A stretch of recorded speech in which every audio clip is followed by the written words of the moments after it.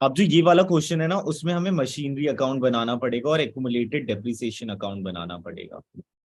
तो machinery account का एक बार मैं तुम्हें याद दिला दे रहा हूँ, ठीक है। जो मशीनरी अकाउंट का ओपनिंग बैलेंस होगा वो आप डेबिट साइड लिखोगे, पूरा फॉर्मलाइज मैनर में नहीं बना रहा मैं, ठीक है। अब मशीनरी अकाउंट के साथ आपका एक्यूमुलेटेड डेप्रिसिएशन अकाउंट भी गिवन है। तो अब तुम्हें क्या करना है, जो ओपनिंग बैलेंस होगा वो डेबिट साइड लिख दोगे, जो क्लोजिंग बैलेंस होगा वो क्रेडिट साइड लिख दोगे। उसके बाद जब जो बिक रहा है मशीन, उस पे जो एक्यूमुलेटेड डेप्रिसिएशन लिखा है, लगा है, वो इधर लिख दोगे। उसके बाद जितने में मशीन सोल्ड आउट हुआ है वो इधर आ जाएगा, ठीक है। अब ना मान लो कि कोई मशीन थी, वो 50,000 की थी, उसमें एक्यूमुलेटेड डेप्रिसिएशन 20,000 का लगा था। मतलब वो 20,000 आप माइनस कर दोगे तो आपको बुक वैल्यू पता चल जाएगी, जो कि आई 30,000। अब मान लो मशीन जो है वो 35,000 का बिका। अब 35,000 का बिका तो 5,000 का फायदा हुआ। अगर वो 5,000 का फायदा हुआ है तब तो गेन जो है वो डेबिट साइड आ जाएगा। और अगर मान लो यही मशीन 25,000 की बिकी होती, तो ये क्या हो जाता, लॉस हो जाता। यही मशीन अगर 25,000 की बिकी होती, तो ये क्या हो जाता, लॉस हो जाता। और लॉस जो होता है वो क्रेडिट साइड आता है, ठीक है। और अगर आपका वैसे मोस्टली हर केस में जो आपका डेबिट साइड होगा वो लैग कर रहा होगा, और डेबिट साइड जो लैग कर रहा है वो परचेजेस होगा। और परचेजेस जो होगा वो एसेट का होगा, तो इन्वेस्टिंग में से माइनस हो जाएगा। इसलिए इन्वेस्टिंग की वैल्यूएशन जो है हमेशा नेगेटिव में आएगी, ठीक है। और अगर क्रेडिट साइड छोटा आता है, तो देन फिर वो क्या हो जाता है, वो सोल्ड हो जाता है, और फिर इन्वेस्टिंग में वो ऐड हो जाता है। वैसे ही एक्यूमुलेटेड डेप्रिसिएशन की बात करूं तो ओपनिंग बैलेंस क्रेडिट साइड आएगा, क्लोजिंग बैलेंस जो है वो डेबिट साइड आएगा। और ऐसा क्यों हो रहा होता है, क्योंकि ये जो मशीनरी अकाउंट है ना, वो एक एसेट अकाउंट होता है, और एसेट जो जब बढ़ता है तो उसका डेबिट बैलेंस होता है, ठीक है। और डेबिट बैलेंस अगर होता है तो उसी के अपोजिट जो क्लोजिंग बैलेंस आता है वो क्रेडिट होता है। वैसे ही एक्यूमुलेटेड डेप्रिसिएशन एक लाइबिलिटी होता है, लाइबिलिटी जब बढ़ा हुआ होता है तो क्रेडिट बैलेंस होता है, और जब उसका क्लोजिंग बैलेंस आएगा तो डेबिट आएगा। फिर यहाँ पर एक्यूमुलेटेड डेप्रिसिएशन जो बिकी हुई मशीन है वो जाएगा, ठीक है। उसके बाद ना यहाँ पर एक बैलेंसिंग फिगर आएगा, वो बैलेंसिंग फिगर जो है वो डेप्रिसिएशन होगा, और वो इस साल का डेप्रिसिएशन होगा,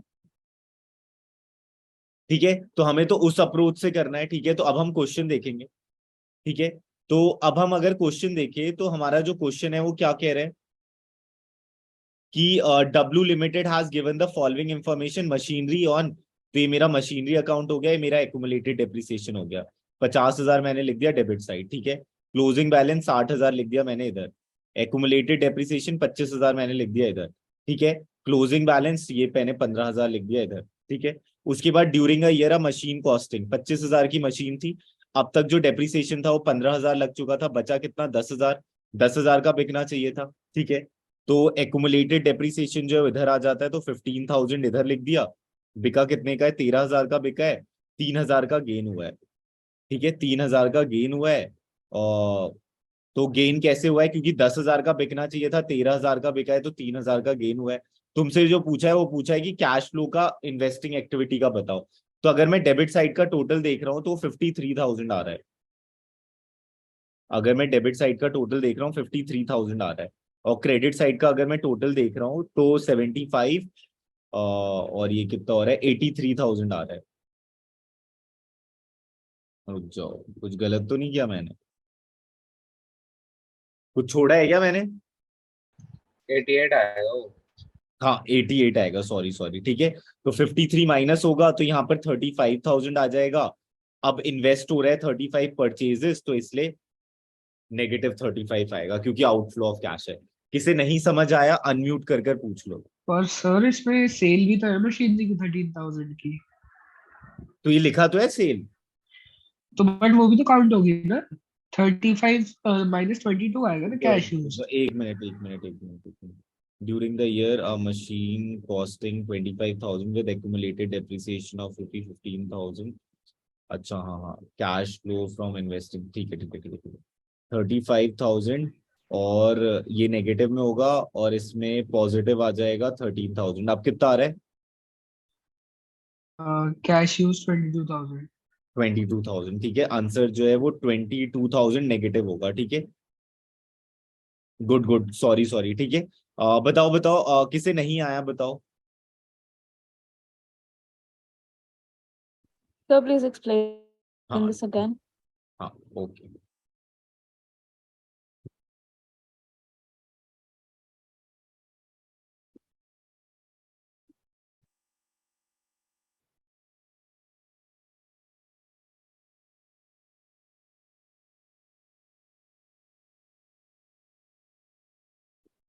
देखो जब भी ना मशीनरी की वैल्यूएशन गिवन हो और एक्यूमुलेटेड डेप्रिसिएशन गिवन हो तो ये एडजस्टमेंट्स गिवन है, ठीक है।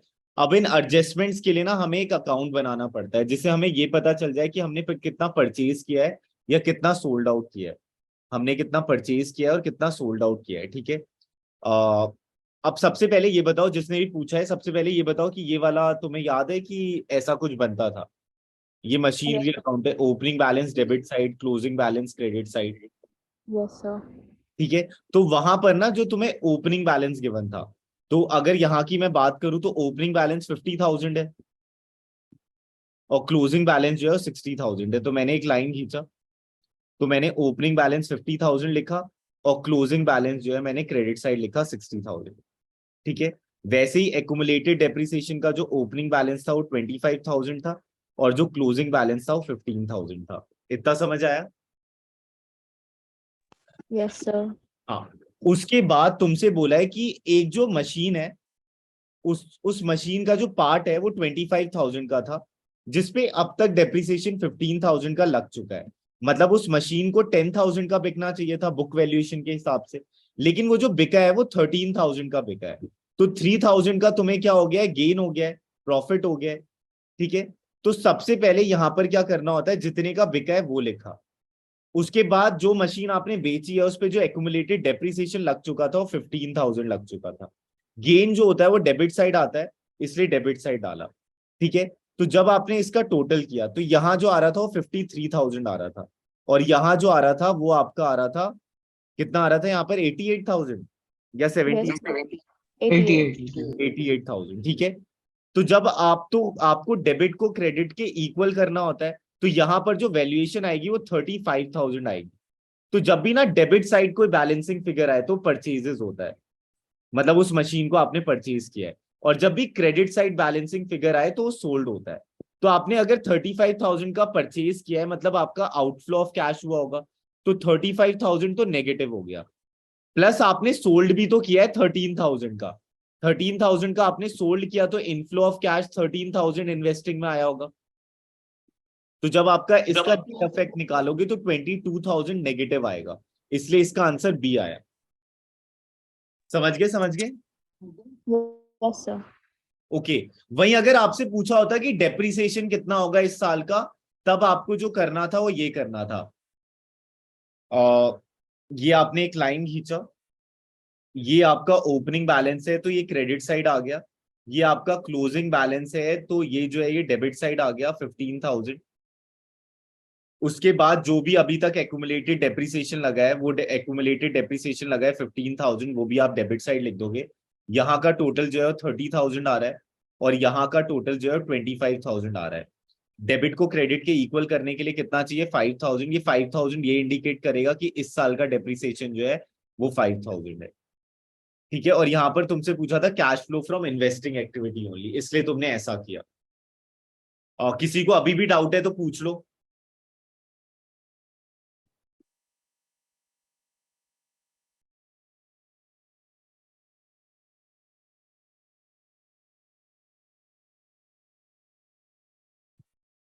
किसी को डाउट है? चलो अब नेक्स्ट पे आते हैं। नेक्स्ट वाला जरा ट्राई करो, 17।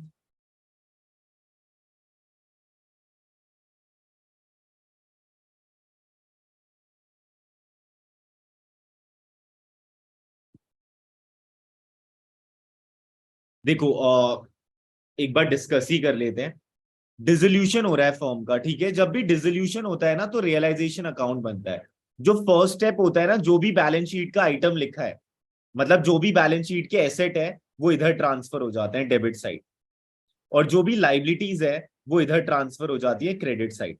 मतलब अगर मान लो बैलेंस शीट में क्रेडिटर्स लिखा है तो क्रेडिटर्स इधर ट्रांसफर हो जाएगा और जब पे आउट होगा तो डेबिट साइड पे आउट होगा। वैसी एसेट, मतलब मान लो कि बैलेंस शीट में मशीनरी लिखा है 50,000, तो 50,000 इधर आ जाएगा और उसका जब बिककर अमाउंट मिलेगा वो क्रेडिट साइड आता है। ठीक है, एक बार और बताता हूं। जब भी फर्म डिसॉल्व हो रहा होता है तो फर्म जो है रियलाइजेशन अकाउंट बनाता है। जब फर्म रियलाइजेशन अकाउंट बनाता है तो रियलाइजेशन अकाउंट के दो साइड होते हैं, एक डेबिट साइड होता है और एक क्रेडिट साइड होता है।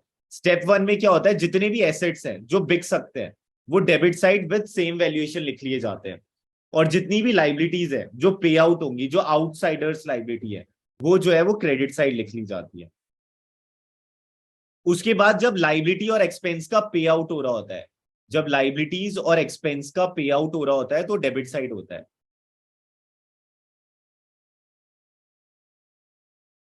वैसे ही जब एसेट सोल्ड आउट हो रही होती है तो क्रेडिट साइड होती है। जब एसेट सोल्ड आउट हो रही होती है वो क्रेडिट साइड हो रही होती है। अब चलो ये वाला क्वेश्चन समझते हैं। ठीक है, तो मैंने एक लाइन खींचा। ठीक है, ये 1 लाख था, ये एसेट था मेरा, मैंने डेबिट साइड लिख दिया 1 लाख, क्योंकि ये तो बैलेंस शीट का 1 लाख है। Part of the stock was taken once by a partner और एट 10% का डिस्काउंट एट 49,500। तो मुझे ये पता चल गया है कि एक पार्टनर जो है 49,500 का ले गया है कुछ हिस्सा। अब कुछ हिस्से की वैल्यूएशन निकालने के लिए मुझे क्या करना पड़ेगा, 49,500। अब जो भी वो हिस्सा ले गया है, वो जो हिस्सा है वो जो है वो 10% के डिस्काउंट पे ले गया है। तो 49,000 मल्टीप्लाई बाय 100/90 करूंगा तो मुझे पता चल जाएगा कि कितना आंसर आएगा।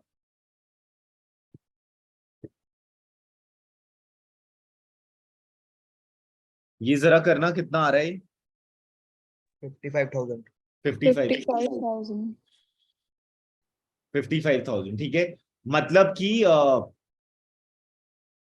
55,000, मतलब 1 लाख का 55,000 तो पार्टनर ही ले गया है। ठीक है, अब बचा हुआ माल जो है वो 45,000 है। अब 45,000 का 20% जब निकालोगे तो वो 9,000 आएगा। तो और जो बिका हुआ होगा माल वो 54,000 का बिका होगा। अब इसका टोटल करो जरा, कितना आ रहा है? 1,03,500। 1,03,500। तो how much amount will be credited to realization account? C. ठीक है, किसी को डाउट है तो पूछो। अगर वहां पर 20% होता तो यहां पर 80 आ जाता, 100/80।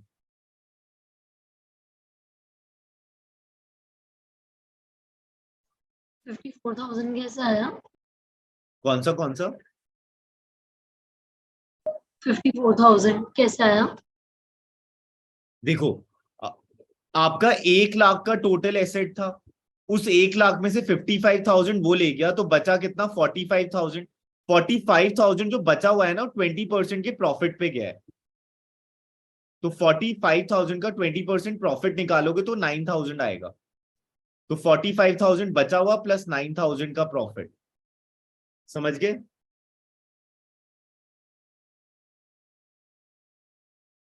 समझ गए समझ गए? Yes sir. ओके, और किसी को कोई डाउट है इसमें तो पूछ लो।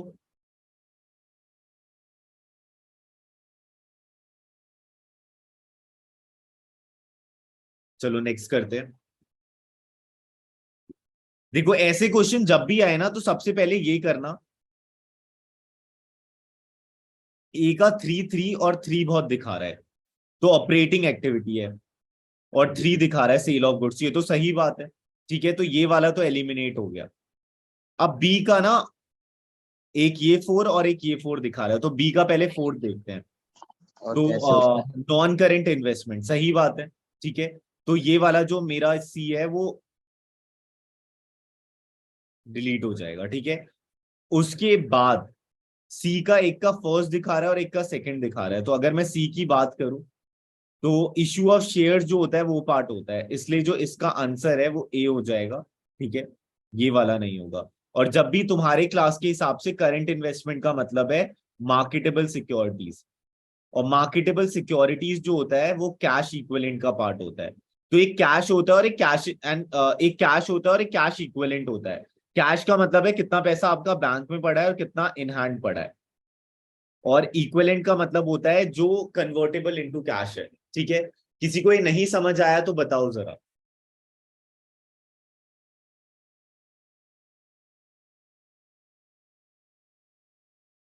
अनम्यूट करके पूछ सकते हो जिसे नहीं समझ आया।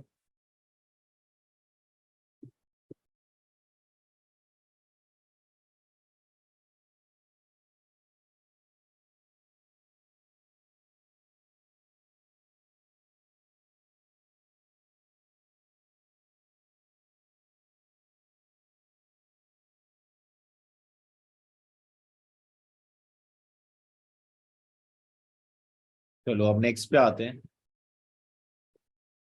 ये वाला तो शायद हमने क्लास में भी किया था, इसका आंसर देखो। ये वाला इस सर कल किया था।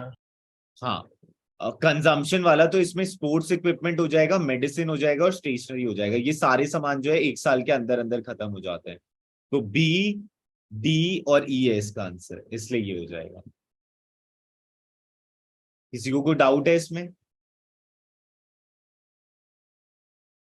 चलो अब नेक्स्ट पे आते हैं। जिसे भी डाउट होगा इंस्टेंटली अनम्यूट करना और फिर कर देना, ठीक है। जब भी डिस्काउंट और प्रीमियम होता है ना, तो तुम्हें नंबर ऑफ शेयर्स के लिए डिवाइड करना पड़ता है। तो यहां तुम लिखते हो अमाउंट, और यहां पर तुम लिखते हो, यहां पर टोटल अमाउंट लिखते हो, और यहां पर तुम लिखते हो पर शेयर का दाम, पर डिबेंचर का दाम या शेयर का दाम, ठीक है, जो भी है। ठीक है, जब भी डिस्काउंट और प्रीमियम गिवन होता है तो नंबर ऑफ डिबेंचर निकालना ही होता है। जब भी डिस्काउंट और प्रीमियम दिया होता है तो नंबर ऑफ डिबेंचर निकालना होता है। तो T limited purchase an asset of book value 99,000। 99,000 book value हो गया, 99,000 ये लोन अमाउंट इंडिकेट कर रहा है, मतलब कि वेंडर को कितना देना था purchase consideration from another firm. Purchase consideration was to be paid issuing 11% debenture of 100 each at a discount of 10। तो यहाँ पर 90 आ जाएगा, तो ये जो हो जाएगा ये आपका 1100 हो जाएगा। तो नंबर ऑफ डिवेंचर पूछा है, 1100 आ जाएगा। जिसको नहीं समझ आया प्लीज बताओ। और वहीं अगर यहाँ पर प्रीमियम होता तो यहाँ पर इसकी जगह क्या आ जाता, 110, और तब जो हो जाता वो हो जाता 900। किसी को नहीं समझ आया तो बताओ प्लीज। चलो अब नेक्स्ट करते हैं। इसका आंसर ये है, ठीक है, क्योंकि नॉन मॉनेटरी एस्पेक्ट को नहीं लेता, ठीक है। तो ये गलत हो जाएगा। It does not include cash flow statement, ये गलत बात है। फाइनेंशियल एनालिसिस में तो कैश फ्लो स्टेटमेंट आता ही है।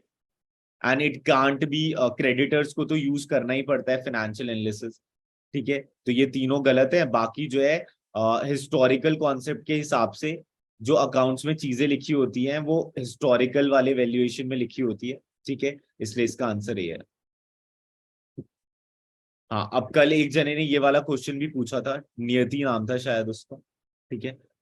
तो एक बार ये वाला देखते हैं, ठीक है। आउट ऑफ द, तो इसका मैंने ना एक फॉर्मूला बताया था, टोटल अमाउंट फोरफीटेड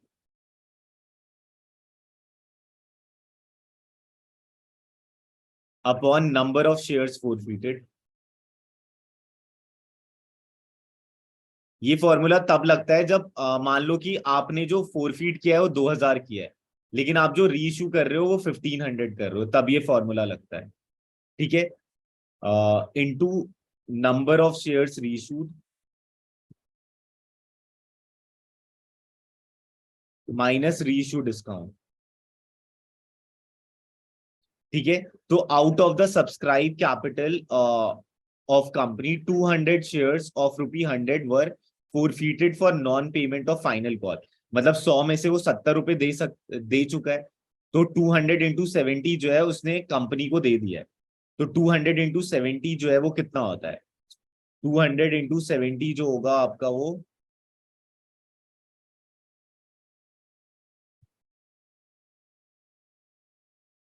है ना 14,000 होगा, ठीक है। उसके बाद out of these 150 shares were reissued at 60 per share, ठीक है।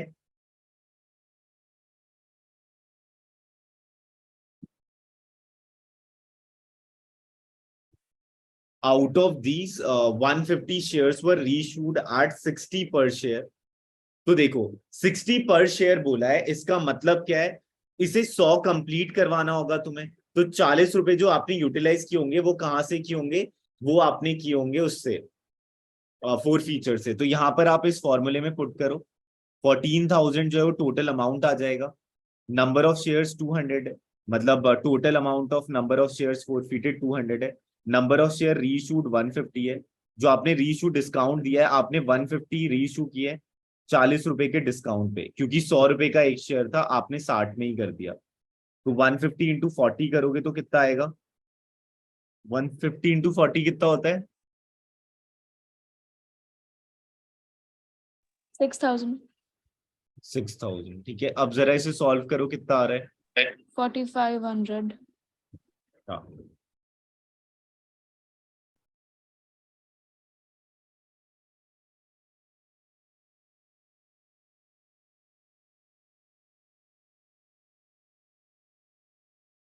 एक बार देख लो, जिसे नहीं आया वो बताओ।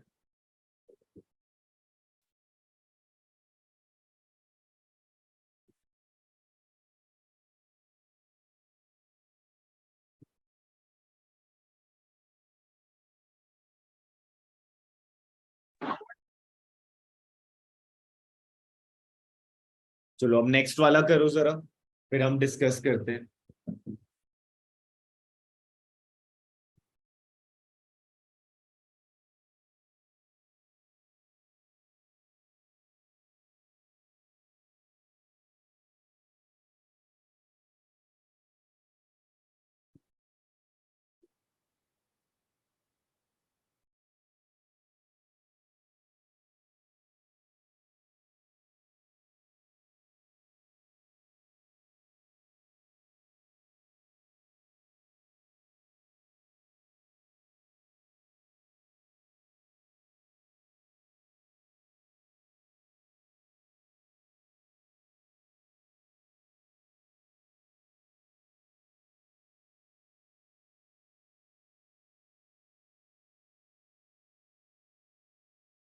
ये भी हमने किया था, बाकी देखो जरा फिर मैं डिस्कस करता हूँ।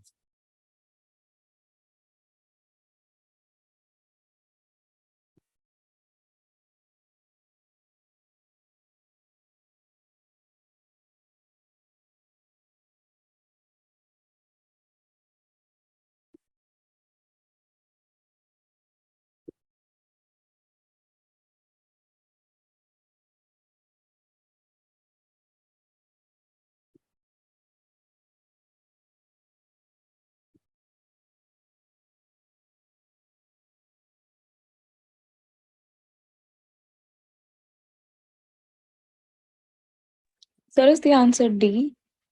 हाँ, डी है इसका आंसर। Okay, sir. किसे नहीं समझ आया डी कैसे आंसर, वो मुझसे पूछ लो।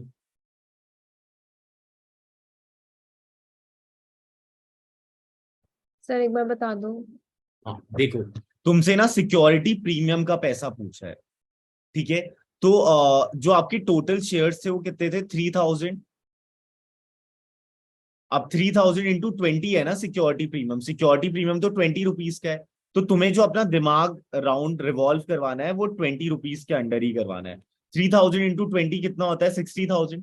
ठीक है, उसमें से 360 शेयर होल्डर्स ने पैसे नहीं दिए, और वो पैसे कौन से नहीं दिए, अलॉटमेंट के, और अलॉटमेंट के साथ ही तो प्रीमियम आ रहा था। तो 360 इंटू 20 जनों ने, मतलब 360 जनों ने 20 रुपीज नहीं दिए होंगे। तो 360 इंटू 20 कितना होता है ये बताओ जरा, 7,200। जब तुम इसे माइनस करोगे तो तुम्हें पता चल जाएगा कि amount of security premium reserve कितना है। समझ गए, समझ गए। Okay sir. हाँ, किसी को डाउट है तो पूछ लो।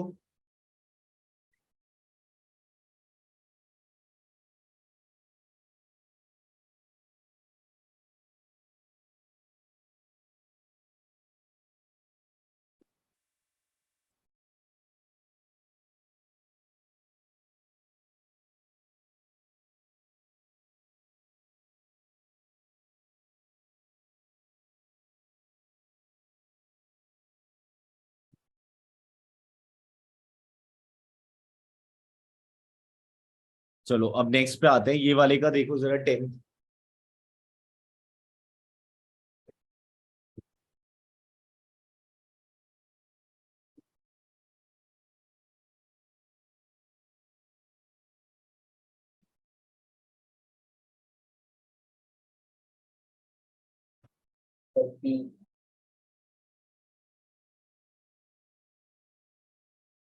So हाँ हाँ B option is the correct answer.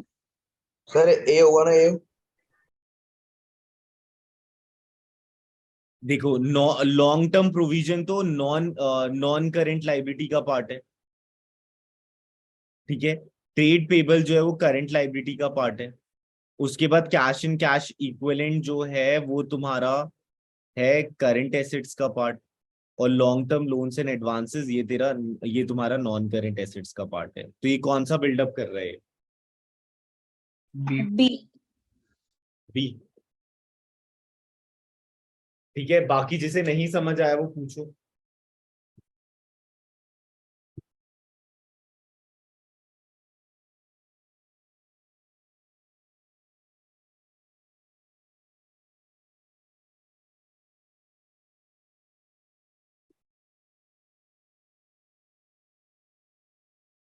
Okay, अभी ना एक नोट बिल्डअप कर लेना इस क्वेश्चन के लिए। हाँ गया वो फीचर। ठीक है, एक जगह लिख लेना जो भी बताया जा रहा है।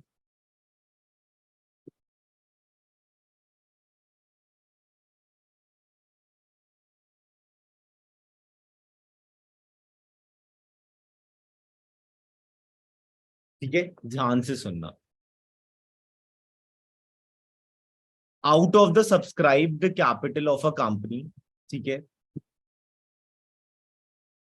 200 shares or 200 equity shares of 100 each were forfeited for non payment of final call। यहां तो फाइनल कॉल था, ठीक है।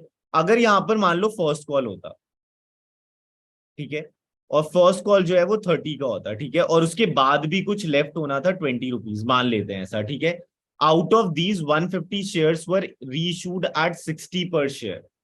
अब यहां पर क्या याद रखना है, जब तक ना तुमसे ये ना बोला जाए, मतलब यहां पर तो कंपनी ने पूरा कॉल्ड अप कर लिया था, इसलिए हमने ये माना कि 40 रुपए का उसे डिस्काउंट मिल गया। लेकिन अगर मान लो कि कुछ ऐसा लिखा होता कि फुली पेड अप ना लिखा होता, मान लो यहां पर फुली पेड अप नहीं लिखा, ठीक है, और कंपनी ने अभी तक 100 में से बस 80 मंगवाया है, कंपनी ने अभी तक 100 में से बस 80 मंगवाया है, ठीक है, तो तुम्हें ये मानना था वो जो 80 का शेयर है वो 60 रुपए का बिका। मतलब अभी जो वो 80 रुपए कंपनी ने मंगवाया है वो कंपनी ने 60 रुपीज का बेच दिया और 20 रुपए का डिस्काउंट दिया है। किसी ये बात समझ आई? Sir but share capital account तो हमेशा जो शेयर की फेस वैल्यू उससे ही डेबिट होता है ना। हाँ हाँ, रुको, एक बार और बोलो, एक बार और बोलो। सर जो शेयर कैपिटल अकाउंट है वो तो जो शेयर की फेस वैल्यू उससे ही डेबिट होगा। नहीं, जितना मंगवाया जाता है उससे डेबिट होता है वो, जितना कॉल्ड अप अमाउंट होता है। तो मान लो जैसे मान लो 100 रुपए का शेयर है, ये उसका एलोकेशन है 20 20 20 20, 5 इंस्टॉलमेंट है 20 की, ठीक है। ये मंगवा लिया, ये मंगवा लिया, ये नहीं दिया उस बंदे ने, यहाँ पर फोरफिट हो गया। तो शेयर कैपिटल में आएगा जितना भी शेयर है मल्टीप्लाई बाय 60, क्योंकि कॉल्ड अप इतना था। समझे समझे? Yes sir. हाँ। अब ना मैं एक इमेज भेज रहा हूँ, वो एक बार रीड कर लो सब, ठीक है। तो ये वाला क्वेश्चन फिर ढंग से रहेगा, ठीक है।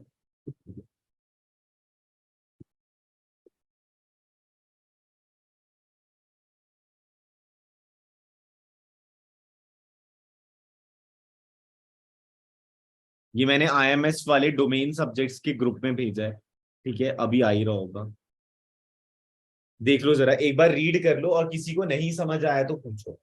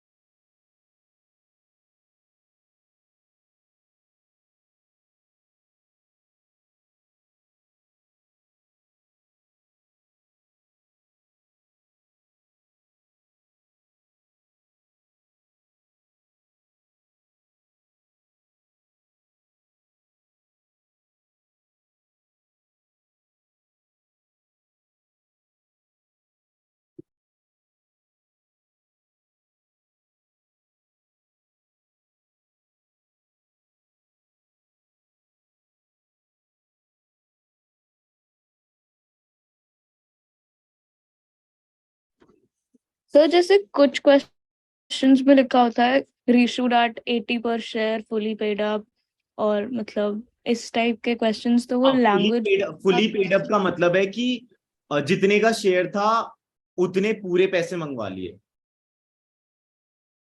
और अगर कुछ नहीं स्पेसिफाई है तो तुम्हें ये मानना है कि जितना कंपनी ने और शेयर्स होल्डर से मंगवाया है उतना ही इस वाले से मंगवाया है, और जब नेक्स्ट नोटिस जाएगा तो इस बंदे को भी जाएगा। Okay sir.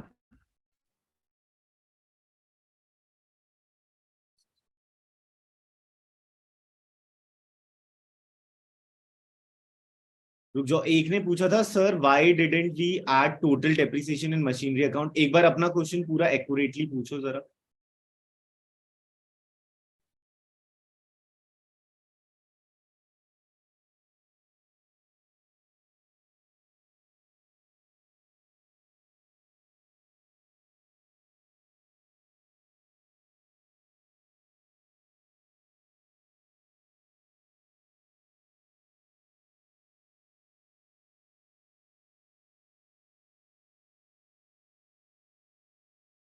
इसी के अंदर है अकाउंटेंसी।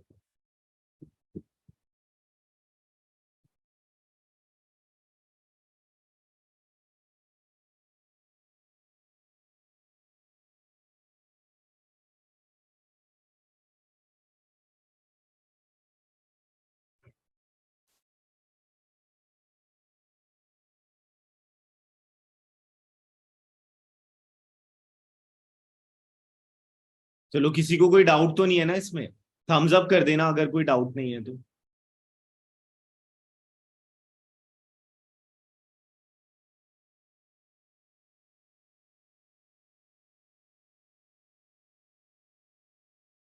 ओके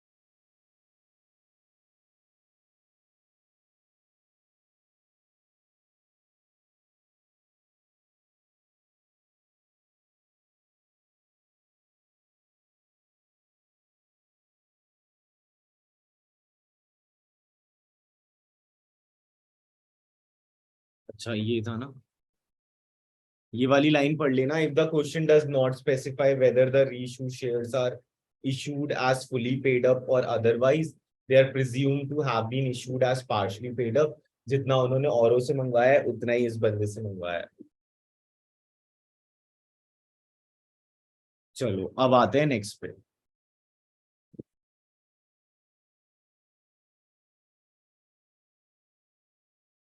ये वाला बताओ इसका आंसर क्या होगा?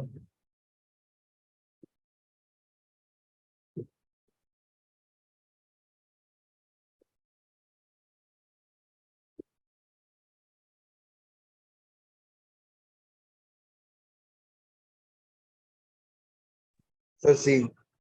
सी। सी। और क्योंकि जनरल रिजर्व जो है वो ओल्ड पार्टनर्स में ओल्ड रेशियो में बढ़ जाता है। किसी को कोई डाउट है इसमें? और अगर मान लो यही लिखा होता कि partners do not want to disturb their balance sheet, तब क्या होता है इसका answer? Gaining to sacrificing. Gaining to sacrificing, ठीक है। और अगर मान लो वो आंसर नेगेटिव में आ रहा होता तब क्या होता? Sacrificing to gain. Sacrificing to gaining, ठीक है।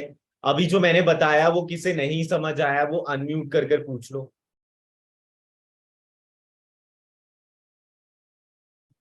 तो बैलेंस शीट वाला बताना एक बार दोबारा। सर एक बार ये रिपीट कर दो। हाँ देखो,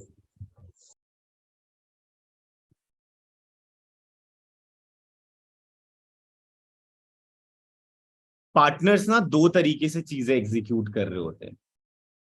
या तो वो अपने बैलेंस शीट को डिस्टर्ब करेगा और जो रीवैल्यूड वैल्यूज आई हैं उन्हें वो लिखेगा, ठीक है। जब वो रीवैल्यूड वैल्यू को लिख रहा है तो उसका जो फायदा और नुकसान आएगा ठीक है, वो फायदा और नुकसान जो है वो उसे मिलता जाएगा, ठीक है, और वो जो है वो ओल्ड रेशियो में बढ़ जाएगा। जब वो डिस्टर्ब करता है तो ओल्ड रेशियो में बढ़ जाता है, जब वो डिस्टर्ब करता है तो वो क्या होता है, ओल्ड रेशियो में बढ़ जाता है। जैसे मान लो वर्कमैन कंपनसेशन रिजर्व में 90,000 पड़ा है, अब वो डिस्टर्ब करना चाहता है तो वो क्या करेगा, 90,000 को ओल्ड रेशियो में एज अ फायदा सारे पार्टनर्स बांट लेंगे, तो workman compensation reserve account debit हो जाएगा और सारे पार्टनर्स जो है क्रेडिट हो जाएंगे। वहीं अगर बात करते हैं कि 90,000 है और पार्टनर जो है वो अपने बैलेंस शीट को डिस्टर्ब नहीं करना चाहता, डिस्टर्ब नहीं करना चाहता, इसका ये मतलब है कि वो 90,000 को 90,000 ही रहने देना चाहता है और सेटलमेंट जो है वो बैलेंस शीट को बिना छेड़े करना चाहता है। तो ये 90,000 तो एक फायदे वाली चीज है पार्टनर के लिए, तो इस केस में क्या होगा, गेनिंग पार्टनर डेबिट हो जाएगा और सेक्रीफाइसिंग पार्टनर जो है वो क्रेडिट हो जाएगा, ठीक है। वहीं अगर मैं बात करूं, मान लो डेफर्ड रेवेन्यू एक्सपेंडिचर है, अब डेफर्ड रेवेन्यू एक्सपेंडिचर तो एक लॉस होता है।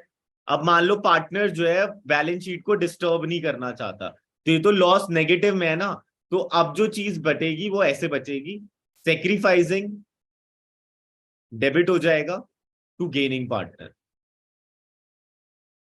क्योंकि इन फ्यूचर गेनिंग वाले को वो लॉस बियर करना पड़ेगा। ये किसे नहीं समझ आया प्लीज बता दो।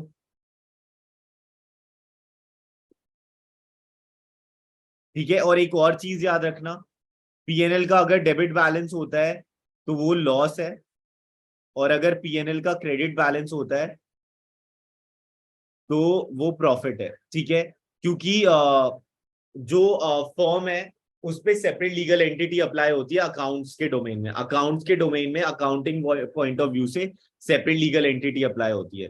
तो अगर लॉस हुआ है तो ये इंडिकेट कर रहा है कि जो पार्टनर है वो फॉर्म के अंदर पैसा लेकर आएगा और उस लॉस को बियर करेगा, और अगर प्रॉफिट हो रहा है तो फॉर्म की लाइबिलिटी है कि वो जो पैसा है वो पार्टनर तक पहुंचना चाहिए।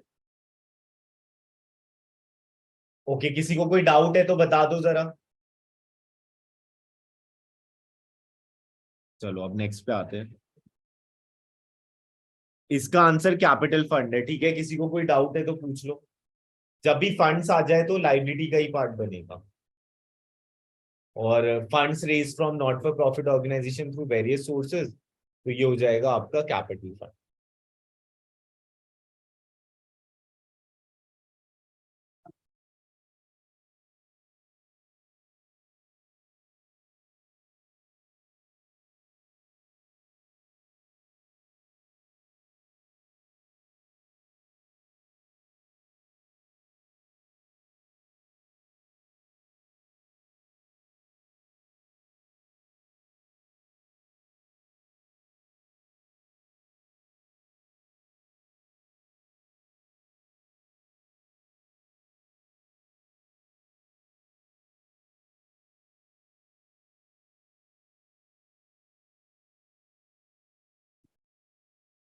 चलो नेक्स्ट वाला बताओ जरा।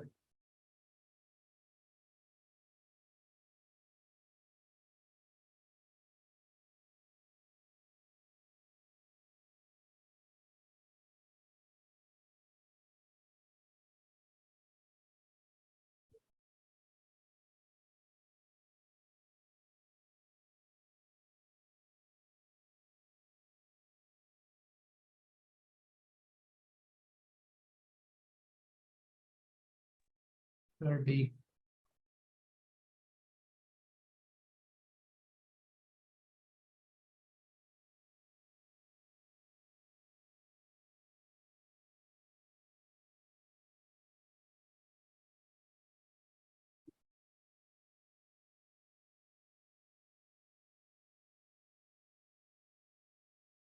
सर इसका बी पार्ट आंसर है।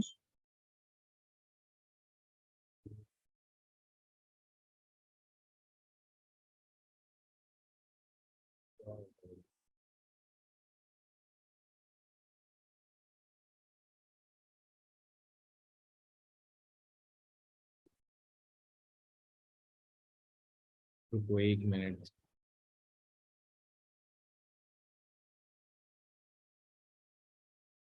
सर इसका डी पार्ट नहीं होना चाहिए। हाँ, इसका डी होना चाहिए, डी।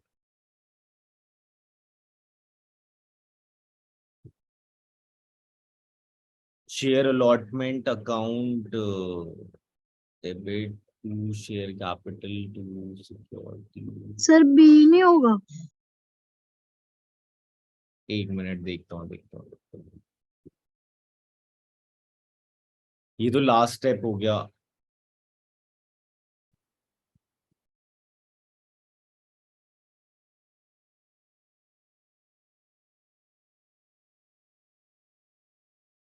सी का तो फोर्थ है।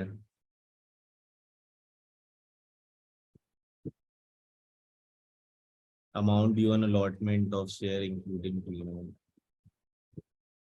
ए का सेकंड हो जाएगा।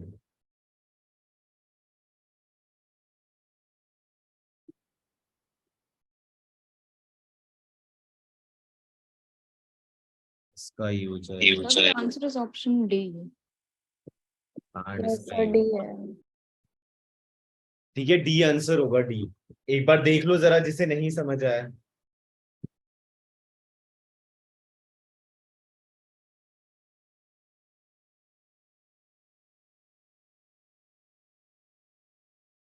आ गया समझ।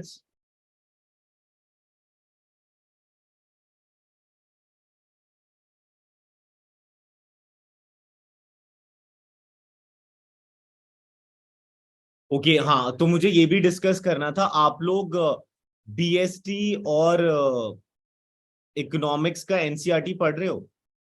कोई दिक्कतें आ रही हैं? एक बार डिस्कस कर सकते हो, तो फिर मैं प्रॉपर वीडियो बना दूंगा बीएसटी और इकोनॉमिक्स के एनसीईआरटी की।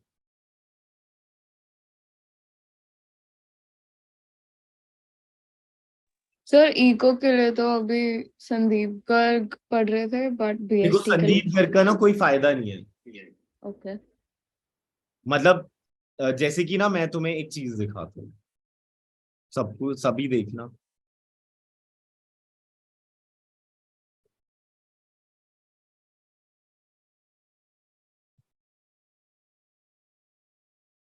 देखो, संदीप गर्ग में जब हमने पढ़ा था बैलेंस ऑफ पेमेंट, तो उन्होंने क्या कहा था कि इकोनॉमिक ट्रांजैक्शन चार टाइप के होते हैं: visible item, invisible item, unilateral transfer, capital transfer. फिर करंट अकाउंट होता है, कैपिटल अकाउंट होता है। उन्होंने हमें बस दो ही अकाउंट बताए थे। फिर एक बॉक्स बनाकर ये बता दिया था कि एरर एंड ओमिशन भी नाम की एक चीज होती है। अब जब तुम एनसीईआरटी खोलते हो, तो तुम्हें ये पता चलता है कि तीन टाइप ऑफ अकाउंट बनते हैं। कुछ अपडेट वर्जन आया है जिसमें एक फाइनेंशियल अकाउंट भी बनता है, कुछ इस टाइप का। हमारे सिलेबस में दो पार्ट है, एक आउटपुट मार्केट है। देखो, ये वाली चीजें पढ़ी है तुमने? No sir. Output market, financial market. उसके बाद ये देखो, there are a new classification in which balance of payment has been divided into three accounts: current account, financial account and capital account. फिर हमें बस ये बता दिया था कि करंट अकाउंट के चार टाइप्स होते हैं: import and export of goods, फिर import and export of services, unilateral transfer to and from abroad, और फिर हमें बताया था income receipt to and from abroad. अब ये देखो यहाँ पर क्या है: नेट फैक्टर इनकम, नेट।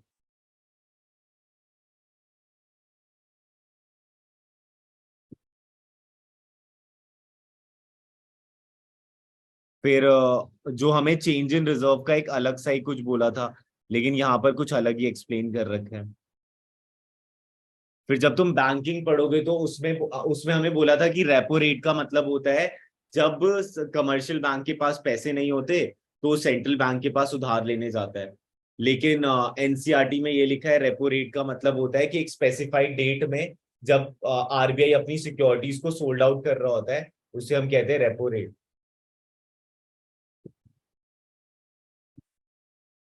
तो मैं ये पूछ रहा हूँ कि किस किस को एनसीईआरटी की वीडियोस चाहिए? Sir, so would you go through the entire chapter, like read each and every line in हाँ those हाँ हाँ videos? हाँ हाँ। Yeah, so you can do that.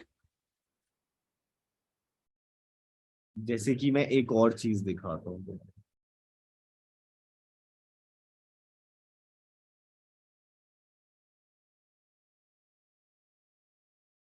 और किसी को कोई आइडिया आ रहा है तो बताओ।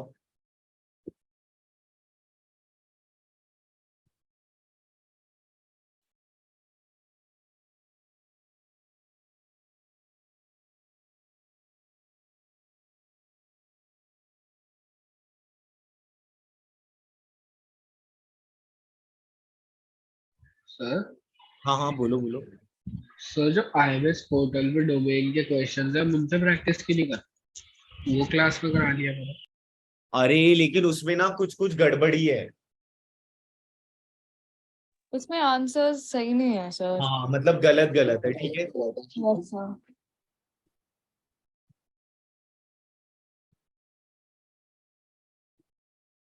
जैसे जब हमने मनी और बैंकिंग पढ़ा था तो मनी और बैंकिंग में हमने बैंकिंग का बैलेंस शीट नहीं पढ़ा था।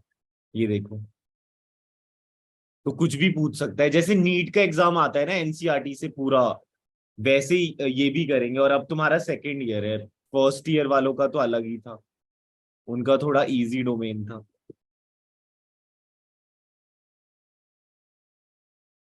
फिर देखो ये तुमने अभी तक नहीं पढ़ा होगा कि there are two types of open market operation, outright और repo.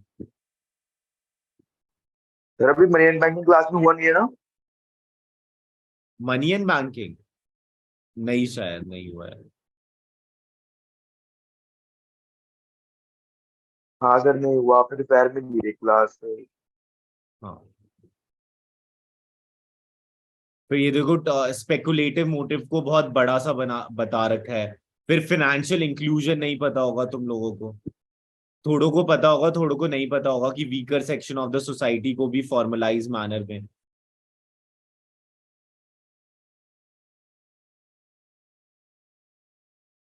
Some country have made an attempt to move towards the economy cashless.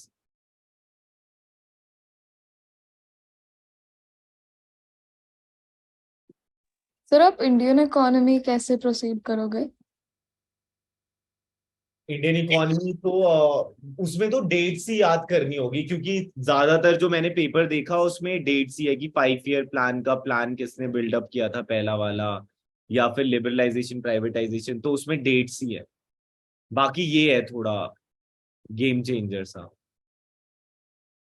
तो सर आईडी के ज्यादा थियोरेटिकल क्वेश्चंस नहीं थे? नहीं मतलब कि डेट्स वेट्स ही थे ज्यादा। Okay sir.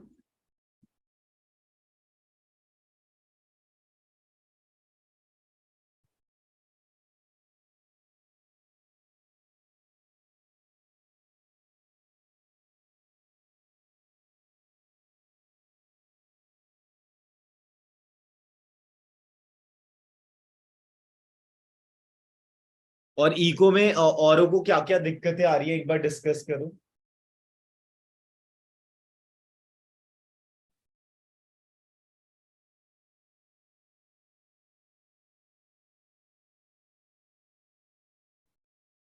सर हम इको के Facing लिए problems in NCERT foreign go through exchange and करना balance of payments. फिर से बोलो। फिर पहले हैंड रेस कर लो, फिर मैं नाम ले लूंगा तो एक जना अनम्यूट करके कर ले।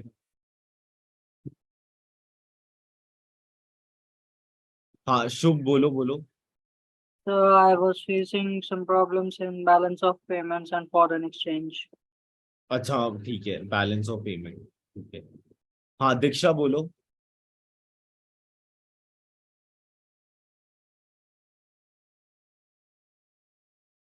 बोलो दीक्षा।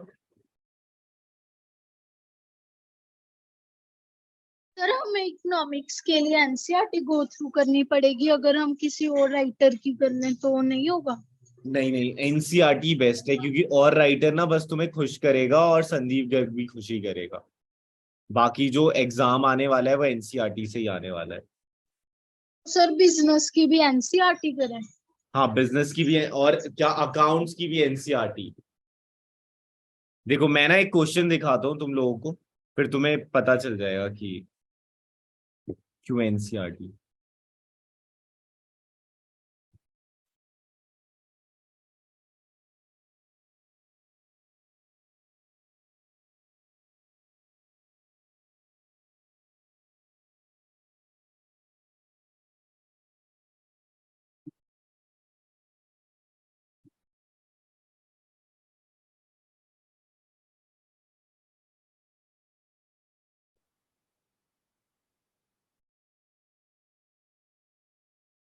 सर तो आप एनसीईआरटी की हमें पीडीएफ प्रोवाइड कर सकते हो? वो तो तुम्हें बस ये लिखना है, चैप्टर का नाम लिखना है और एनसीईआरटी पीडीएफ लिखना है, पहला लिंक ही है वो पीडीएफ डाउनलोड वाला आ जाएगा। मतलब अगर मान लो तुम्हें बैलेंस ऑफ पेमेंट पढ़ना है तो तुम बस ये लिखोगे क्लास 12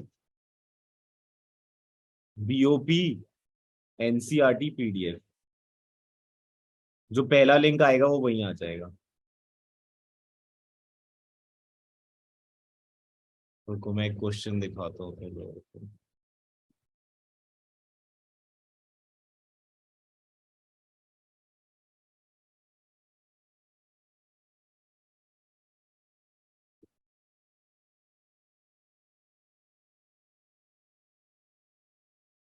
अच्छा है।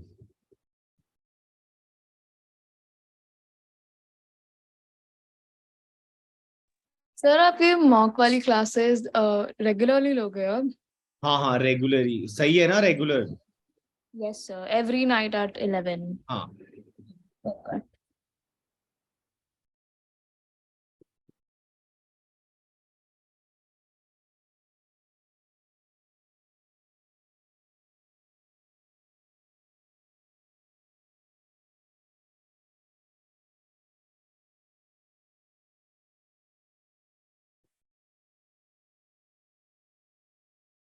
हाँ, जैसे ये वाला क्वेश्चन पढ़ो सब, बस क्वेश्चन पढ़ना, ठीक है।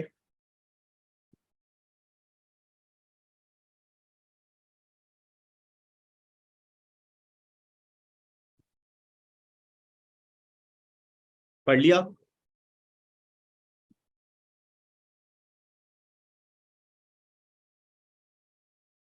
चलो अब मैं एक चीज दिखाता हूँ।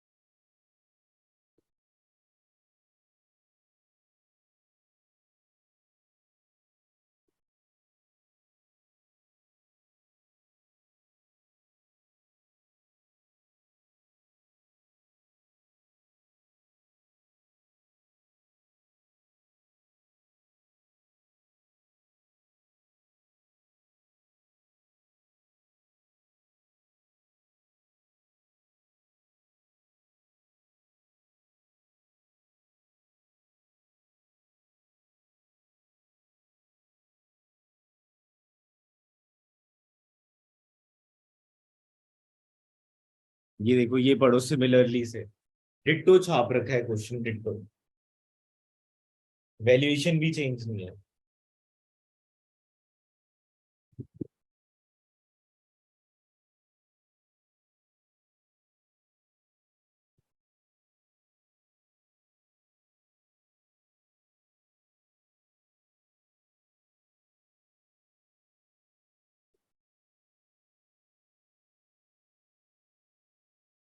देख लिया देख लिया। बाकी एक और चीज दिखाता हूँ तुम्हें।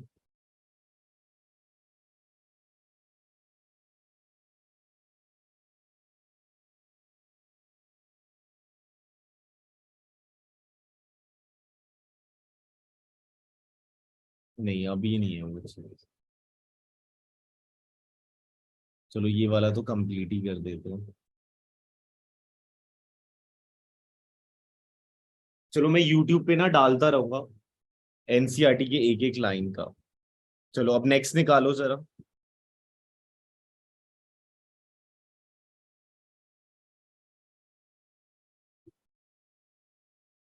जो sorry sorry sorry. Sir honorarium income and expenditure में आएगा ना? हाँ एक्सपेंडिचर।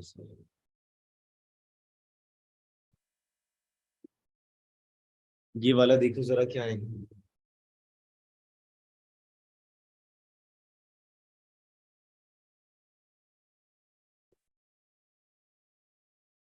सो इसका बी पार्ट है, क्या क्या क्या? B part. हाँ सर क्यों मतलब हाँ बी है इसका आंसर।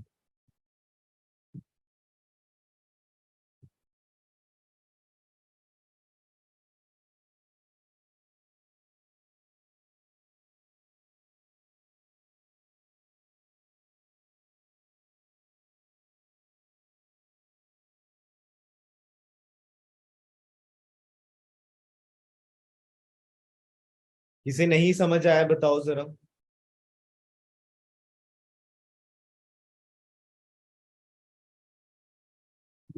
सर क्या है इसका answer? B 10,000। Sir but loss on issue of debenture में डिस्काउंट और जो रिडीमेबल एट प्रीमियम होता है वो दोनों ऐड होता है ना। हाँ तो यहाँ पर तो प्रीमियम पे इशू हुआ है ना, तो यहाँ पर तो डिस्काउंट है ही नहीं। तो रिडीमेबल एट प्रीमियम वाला 10% आएगा, तो 1,000 इंटू 100 करोगे तो कितना होगा? 1 लाख। 1 लाख जो है प्रिंसिपल लोन अमाउंट है, अब उसका 10% निकालो। Okay sir.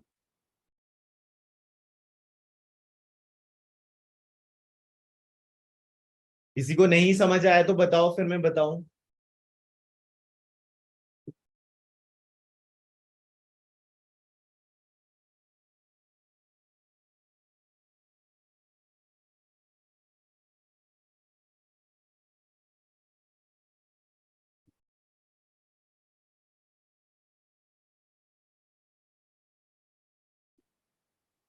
आ गया समझ, चलो ठीक है नेक्स्ट पे आते हैं। ये ऐसे हुआ है, और हमेशा याद रखना अब इसकी जगह ना दो चीजें होती, मतलब कि ये ना क्वेश्चन दो तरीके से बिल्डअप हो सकता है। यहाँ पर तो या तो वैल्यूएशन दी होगी 20 लाख, ठीक है, या तो ये जो 20 लाख है उसका 10% निकाल देते और तुम्हारा आंसर आ जाता।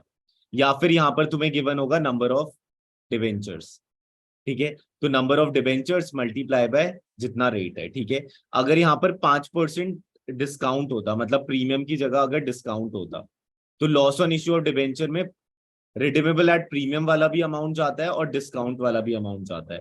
तब क्या हो जाता, 1 लाख का 5% 5,000 और प्लस 10,000 वो रिडीमेबल वाला, तो 15,000 हो जाता है। चलो इसका आंसर तो इनकम एंड एक्सपेंडिचर, और रेनियम मतलब होता है कि किसी चीफ गेस्ट को बुलाया और उस पर जो खर्चा कर रहे हैं। अब ये वाला निकालो जरा।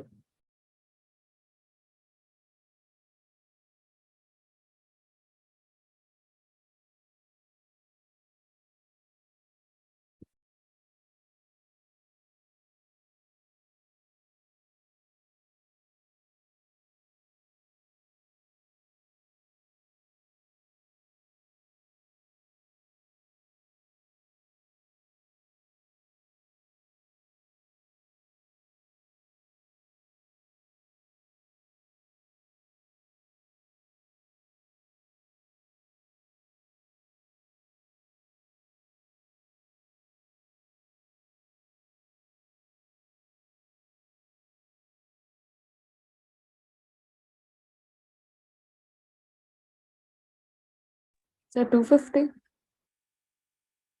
कितना कितना? 250। नहीं नहीं नहीं, 125।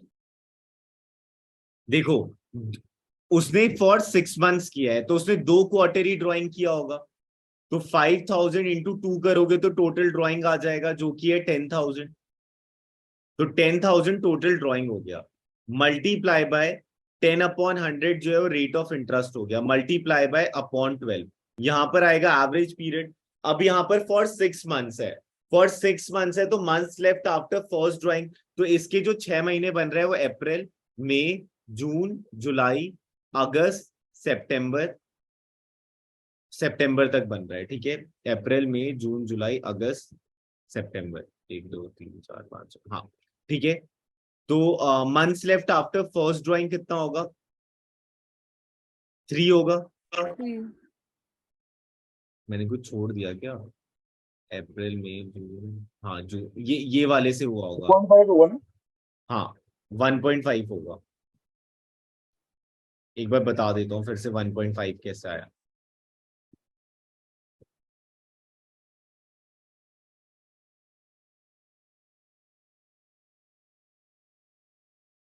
देखो जो आपके मंथ्स अप्रैल, मई, जून, जुलाई, अगस्त, सितंबर, ठीक है।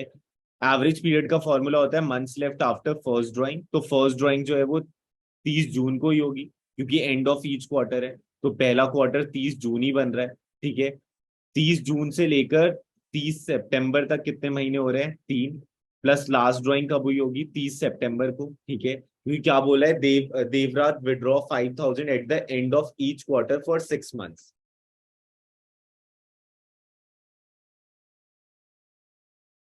ठीक है, तो 10,000 जो टोटल ड्राइंग था, मल्टीप्लाई बाय 10/100 जो रेट ऑफ इंटरेस्ट था, मल्टीप्लाई बाय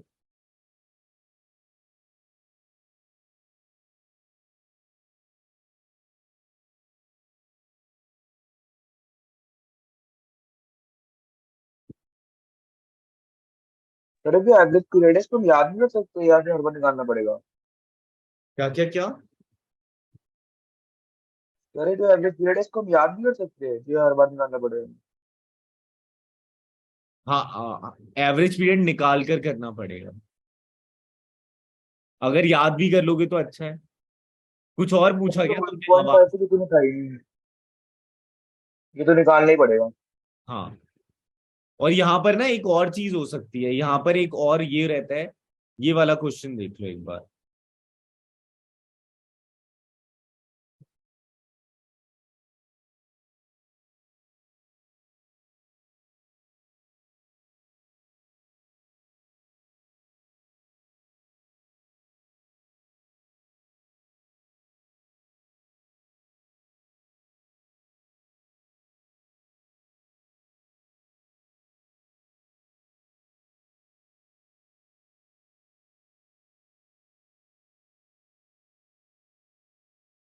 हाँ ये वाला क्वेश्चन 33।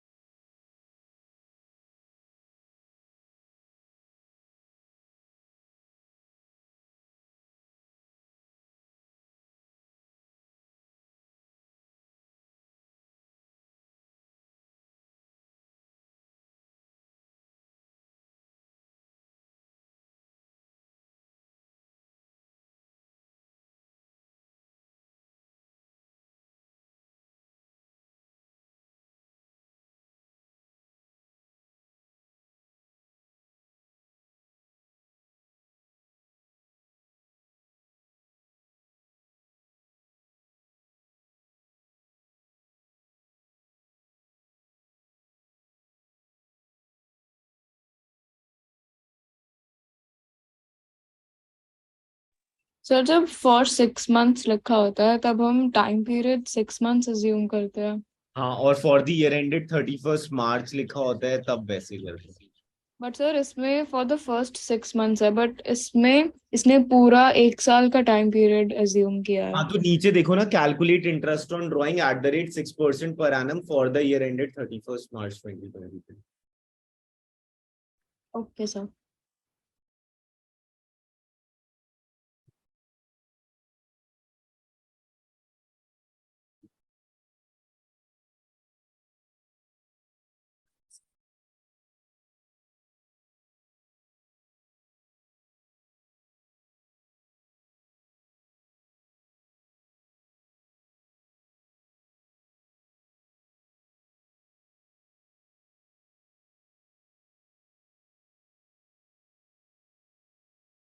चलो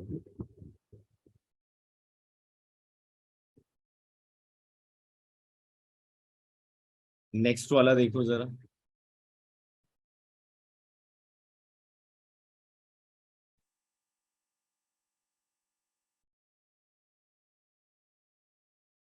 B. हाँ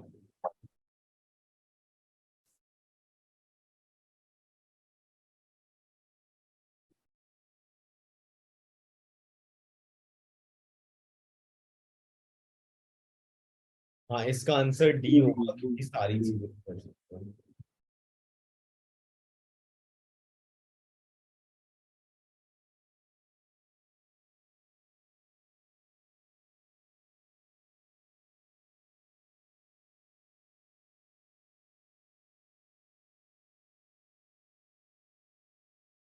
चलो अब नेक्स्ट पे आते हैं।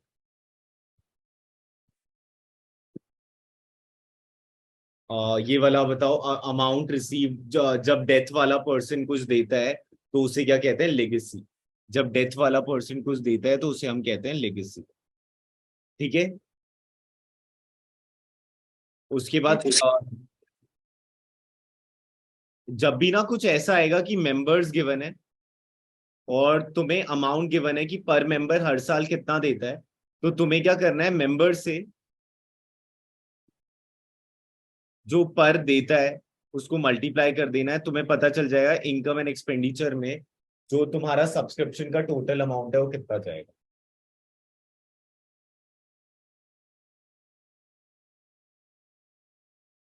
अगर मान लो यहाँ पर लिखा होता 5 लाख, तब तुम्हें ये सारी चीजें कंसीडर करनी थी, आउटस्टैंडिंग और ये सारी चीजें।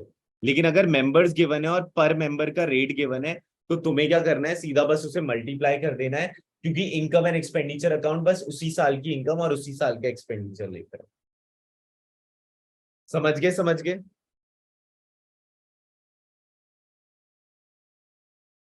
Yes, sir.